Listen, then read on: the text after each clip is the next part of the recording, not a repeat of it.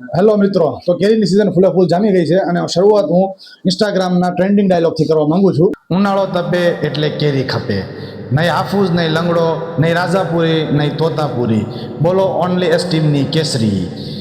આખી પેટી મંગાવો કાછી, ગોખલા ગોખલામાં કેસરનો દમ, એટલે એસ્ટીમ એગ્રોની કેસર કેરી. તો આપણી જે કેરીનું હાર્વેસ્ટિંગ ચાલે છે, તો અત્યારે આવી ગયા છીએ આપણે આપણી પેકિંગ ટીમ પાસે, જેનું પેકિંગ ચાલી રહ્યું છે. તમે જોઈ રહ્યા છો કે અત્યારે આપણે 10 કિલોના પ્લાસ્ટિકના કેરેટમાં પેકિંગ કરીએ છીએ. પ્લાસ્ટિકની કેરેટમાં પેકિંગ કરવાનું મુખ્ય મહત્વ એ છે કે કેરી એકબીજા પર દબાય નહીં અને કેરી સારી રહે. થઈ ગયા છે આપણા પેકિંગ કરે ત્યાં.